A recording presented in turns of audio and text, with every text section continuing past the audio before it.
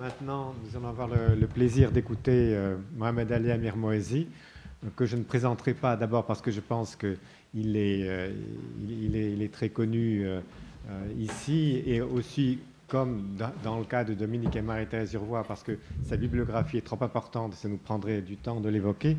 Par contre, je me bornerai à signaler une chose qui est la parution imminente en octobre de cette année d'un triple volume, Le Coran des historiens, qui va être une somme concernant, disons, enfin, d'abord le point sur les études coraniques actuelles, et puis le texte même du Coran, commenté par des savants contemporains, des spécialistes comme ceux que nous avons écoutés aujourd'hui. Enfin, je ne sais pas si... Et donc, sa publication en français bientôt sera, je pense, réellement un événement de premier plan. Merci beaucoup Pierre. Oui, effectivement, c'est un travail collectif, donc qui est une sorte de monumentale synthèse des études scientifiques faites sur le Coran depuis le XIXe siècle jusqu'à maintenant. Un grand merci aux organisateurs de ce colloque, François Desroches, Hassan Chahdi et Léonore Sellard, pour leur accueil chaleureux. Alors, moi, je vais parler de quelques aspects problématiques du Coran, comme mes collègues. En quelque sorte, c'est un peu la suite de ce qui vient d'être dit déjà par Hassan Chahdi, François Desroches et puis Dominique Urvois. Donc, le caractère problématique du Coran a été très vite signalé dans les cercles d'orientalistes. Et en particulier son caractère, son style fragmentaire, son style décousu, où il n'y a pas de trame narrative, déjà chez des gens comme Hirschfeld ou Weil dans la première moitié du XIXe siècle. Il y avait le style qui posait problème, et puis également autre chose, c'était l'absence de noms de personnes, de contemporains du prophète.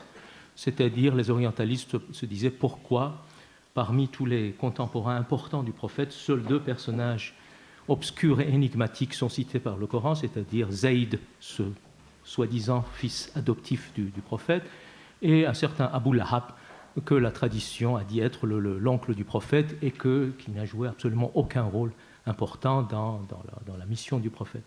Donc, ce caractère problématique a été soulevé, souligné. Bien sûr, aucun musulman ne dirait maintenant que le Coran est problématique, n'est-ce pas? Au contraire, c'est un texte extrêmement clair, écrit dans un arabe on ne peut plus clair. Mais je crois que l'histoire de l'islam et des idées en islam nous montre qu'il y a certains aspects objectifs qui peuvent nous montrer qu'il y avait effectivement que le texte du Coran était problématique par les musulmans. Hassan Chahdi et François Desroches en ont parlé d'un certain nombre d'éléments. Moi, je me tourne vers ce qu'on appelle les disciplines coraniques, les sciences coraniques. Alors, d'abord, en ce qui concerne le style, là aussi, Dominique Urvois a parlé des objections faites par les chrétiens. Très tôt, les gens appartenant au peuple conquis et qui appartenaient à d'autres religions, et en particulier les chrétiens, les juifs et surtout les manichéens, ont critiqué le style du Coran. Et nous avons le texte de ces controverses entre donc musulmans et non-musulmans, et donc effectivement les gens, surtout les manichéens, leur disaient mais qu'est-ce que c'est que ces livres? On n'y comprend rien, n'est-ce pas? C'est-à-dire tout, et c'est complètement décousu, etc. Et effectivement, les musulmans apparemment avaient du mal à répondre sur cette question, et donc ils sont mis à mettre sur pied tout un genre littéraire qu'on appelle justement la composition du Coran, Nazm al-Qur'an, avant, disons, l'élaboration de la théorie de l'inimitabilité du Coran, et al-Qur'an qu'on a parlé, mais au début, c'est simplement pour justifier ce style très particulier du Coran, et donc la naissance d'un genre littéraire, la composition du Coran. Alors, quand on regarde les différents titres composant ce genre littéraire, nous voyons que les auteurs ont apporté des réponses complètement différentes pour justifier, pour expliquer cette absence, je dirais, de style ou de structure ou de trame narrative du Coran. Même quelqu'un comme mon ami Michel Cuypers, qui a travaillé sur la rhétorique coranique, avoue à plusieurs reprises dans ses écrits qu'effectivement, on ne trouve pas une réponse sur la question de la rhétorique du Coran dans la littérature de la composition du Coran. Ce qui veut dire que ces auteurs musulmans ne savaient pas pourquoi le Coran est-il comme ça. Donc, que le Coran était problématique. Autre problème, c'est la chronologie des versets et des sourates. Alors là, les musulmans avouent eux-mêmes que l'architecture du Coran officiel que l'on connaît, la composition, n'a pas respecté l'ordre chronologique. Donc, on a adopté un ordre tout à fait particulier. Bon, les sourates les plus longues au début, et puis de plus en plus de sourates courtes. On ne comprend pas très bien cette logique. Alors, certains ont parlé d'une pratique scribale, mais ça ne me paraît pas très convaincant. On reconnaît un peu ça dans les écrits de saint Paul, effectivement, où on va des plus volumineux vers les plus sommaires. Bon. Mais on n'a pas vraiment trouvé une logique dans cet ordre, finalement, adopté par les musulmans.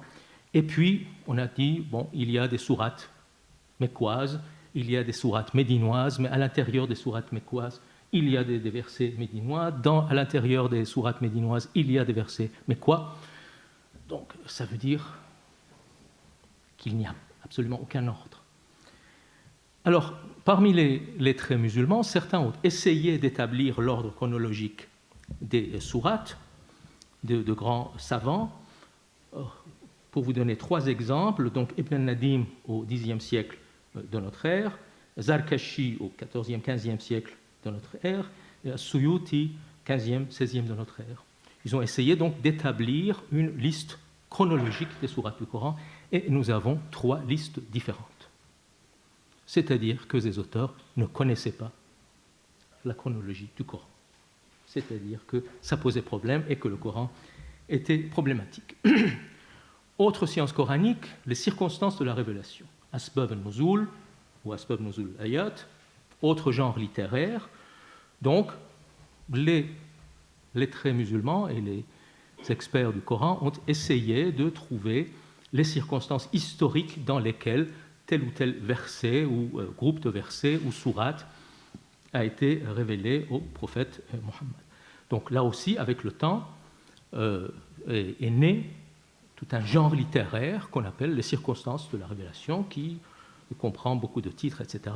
Et quand on regarde de près les différents titres ou les citations de ces ouvrages concernant les circonstances et relations de tel ou tel verset, nous arrivons à des résultats extrêmement différents, c'est-à-dire que selon les auteurs, nous avons des circonstances différentes pour les versets. Alors Tabari, qu'on a déjà beaucoup cité, le grand commentateur du Coran et le grand historien, a l'honnêteté intellectuelle de présenter très souvent la liste des auteurs qui l'ont précédé et qui ont donné leur théorie sur les circonstances de la révélation de tel ou tel verset. Et on arrive parfois, chez Tabari, jusqu'à 14-15 théories différentes sur les circonstances de la révélation.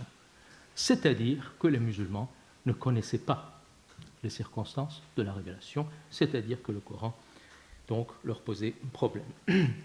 Autre science coranique, la science de l'abrogation, le nasr, c'est-à-dire le genre littéraire qu'on appelle Kutub al-Nasr ou al-Mansour, donc le livre de l'abrogeant et de l'abrogé, là aussi tout un genre littéraire.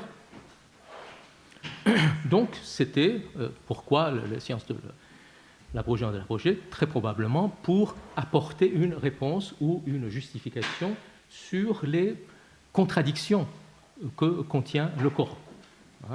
Pour vous donner un seul exemple, mais il y en a, je dirais, plusieurs dizaines, l'attitude du Coran au sujet du vin. Donc, d'abord, il y a des versets qui déclarent que le vin est un breuvage paradisiaque, n'est-ce pas, au même titre que le lait ou le miel. D'autres versets qui disent que le vin, on peut le boire sauf au moment de la prière, n'est-ce pas. Donc, il faut éviter le vin au moment de la prière, c'est-à-dire qu'on peut en boire en dehors durant des prières. Et puis, breuvage diabolique, complètement illicite. Donc nous avons ces trois.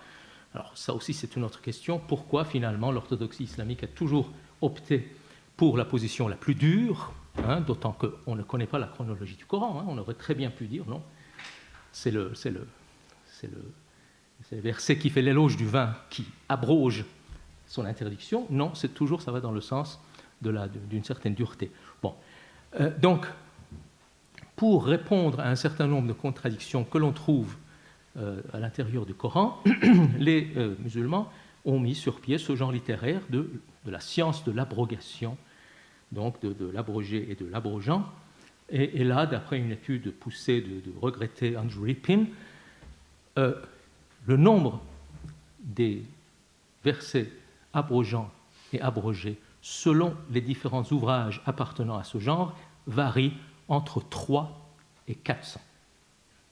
Entre 3 et 400. C'est-à-dire, selon certains auteurs, il y a 3 versets qui abrogent 3 autres, selon d'autres, jusqu'à 400.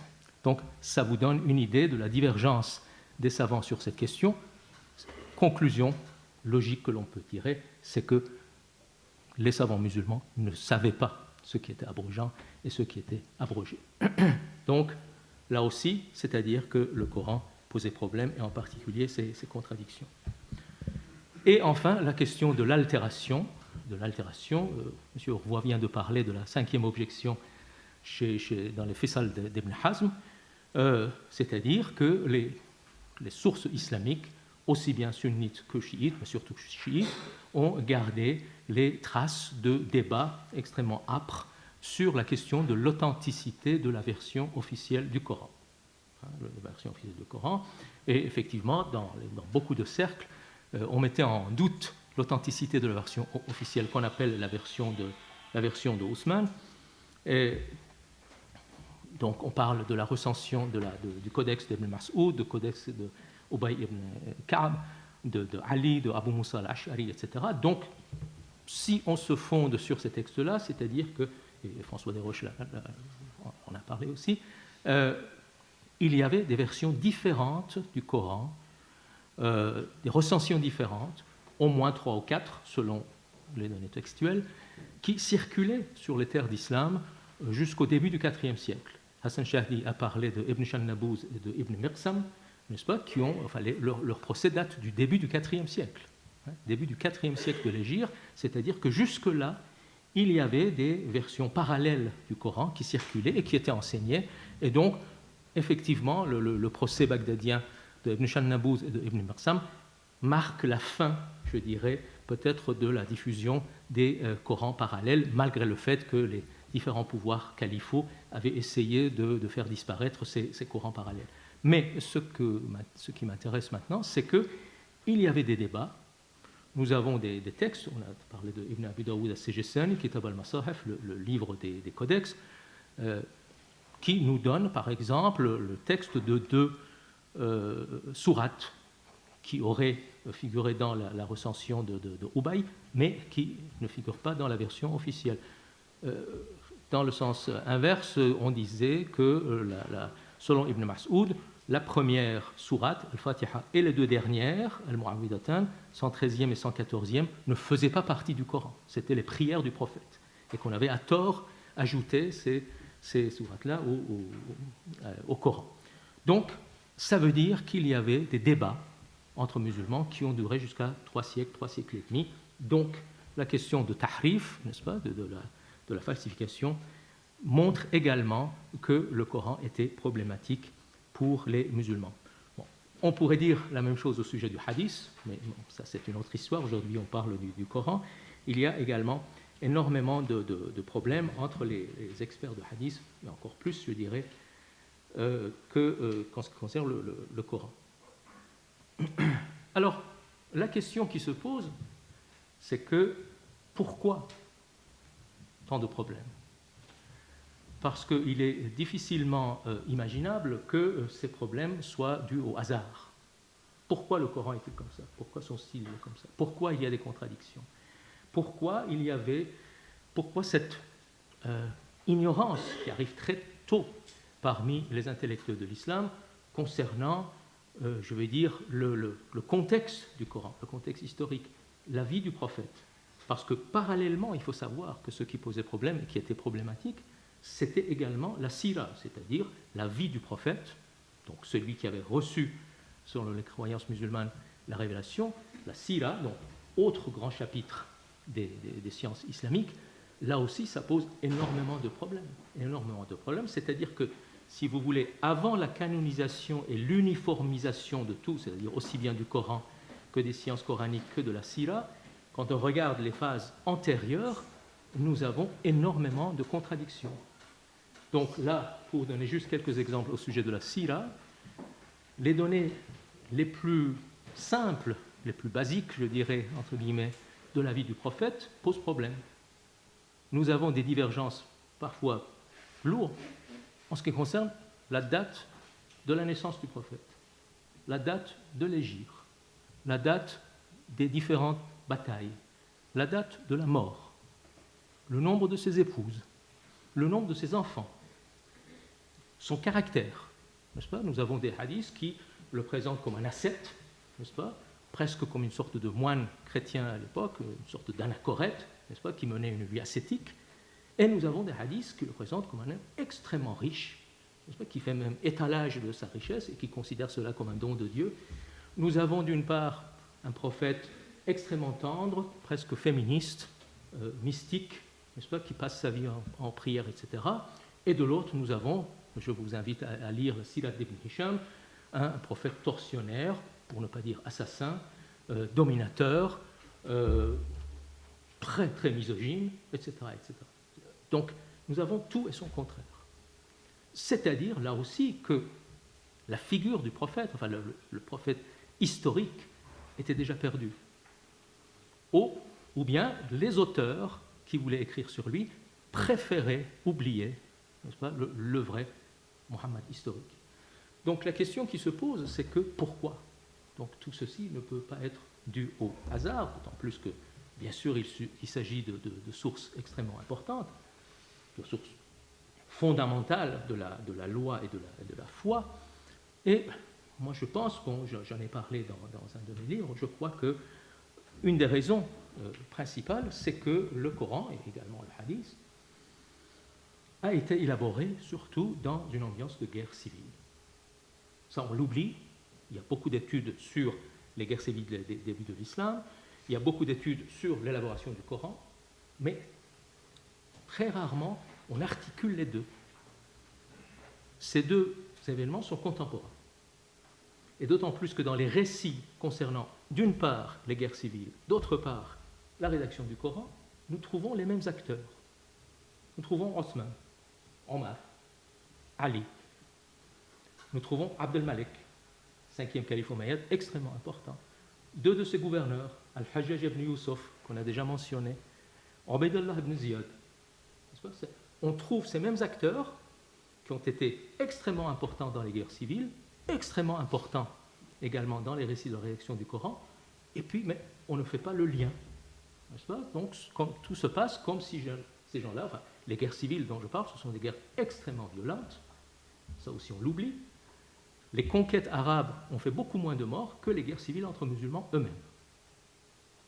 Juste quelques rappels, selon des récits, bien sûr, les sources musulmanes posent beaucoup de problèmes, mais elles sont d'accord sur un certain nombre de faits. Le prophète meurt, bon, déjà, les dernières années de sa vie sont passées à faire des batailles, mais contre qui? Contre les gens de sa propre famille, la tribu de Quraysh, n'est-ce pas? Donc, nous sommes déjà dans une ambiance de guerre civile. Le prophète meurt, selon certains récits, empoisonné par certains de ses fidèles. Première violence de sa succession, donc entre le Banu Hashim, les Alides et les non-Alides, déjà des violences qui aboutissent à la mort de Fatima, mort de ses blessures, n'est-ce pas? Puis Abu Bakr, la guerre, ce qu'on appelle les guerres de rébellion, anachroniquement traduit par les guerres d'apostasie. Il n'y a pas d'apostasie puisque l'islam n'existe pas encore, donc il n'y a pas d'apostasie. C'est simplement ceux qui, après la mort du prophète, veulent revenir à leur croyance ancestrale. des guerres extrêmement sanglantes que mène le premier calife. Deuxième calife Omar, c'est les guerres de conquête. Assassiné Omar, selon la tradition, par un esclave persan. Troisième calife Osman, ce qu'on appelle la première grande guerre civile. Osman assassiné finalement. Quatrième calife Ali, 5 ans de règne, 3 guerres civiles absolument atroces, n'est-ce pas? Guerre du chameau, Séphine, Nahrawan. Ali assassiné à son tour. Commence l'ère omeyyade, la répression féroce des Alides et qui suscite des révoltes armées, qui suscite une répression encore plus féroce tout le long du califat omeyyade. Les Omeyyades tombent par une révolution sanglante abbasside, n'est-ce pas? D'abord chiite, puis pour des raisons de pragmatisme politique, retour à la politique omeyyade, c'est-à-dire la répression des révoltes alides et qui suscite des révoltes, d'autres révoltes. Et nous sommes à la fin du IIIe siècle. C'est-à-dire pendant près de 3 siècles, l'islam vit dans une ambiance de guerre civile extrêmement violente. Et c'est dans cette ambiance-là, c'est-à-dire au début, du premier siècle de l'Hégire, qu'est élaboré le Coran. Et bien sûr, on le sait, que l'écriture fait partie aussi des instruments de pouvoir. Chaque faction, pour ne pas dire chaque secte, chaque branche, avait sa propre version du Coran. Et donc, nous avons là la guerre des différentes versions qui justifie également, je dirais, les prises de position religieuses de chaque faction. Et peut-être ce qui se passe, on parle maintenant du fait que très probablement le Coran officiel que l'on connaît date de l'époque de Abd el-Malek, le 5e calife omeyyade, personnage politique extrêmement important que certains considèrent avec des raisons solides comme le véritable fondateur de l'islam. C'est lui qui a mis sur pied quand même des lois extrêmement importantes, les lois de la guerre et de la paix, les différentes taxes religieuses, l'arabisation de la langue de l'administration, l'arabisation peut-être de l'islam, et puis également quelqu'un qui a joué un rôle extrêmement important dans l'élaboration du Coran. Donc, selon certains spécialistes, c'est lui en fait celui qui a mis sur pied le Coran officiel en l'attribuant à Osman, peut-être en une sorte de clin d'œil parce que Osman est le premier calife omeyyade de l'islam. Il appartenait à la famille omeyyade. Donc, et entre-temps, donc, à part les guerres civiles, il est arrivé un phénomène extrêmement important qui a changé la face du monde, c'est-à-dire les conquêtes arabes et la naissance d'un empire. Donc, à partir des grandes conquêtes, changement de paradigme, nous changeons de planète, en quelque sorte. Nous n'avons plus affaire à la communauté des fidèles des débuts. Et ces bouleversements extrêmement importants, les guerres civiles d'une part, et les conquêtes, et la naissance de l'Empire, sont contemporains de la naissance du Coran. Et donc, la question qui se pose, mais ça aussi, on n'a pas encore bien sûr de réponse, et moi encore moins, c'est que peut-être ce texte-là, avec toutes ses contradictions, avec ses problématiques, avec son style décousu, avec des parties inintelligibles, déjà pour les musulmans à l'époque haute, est une sorte de texte de compromis mis sur pied par Abd el-Malek. Lévi-Strauss a théorisé la chose, c'est-à-dire que dans un contexte avec un pouvoir autoritaire, le pouvoir cherche toujours un compromis, mais c'est le pouvoir qui détermine les termes du compromis. Donc on a peut-être affaire à un scénario similaire.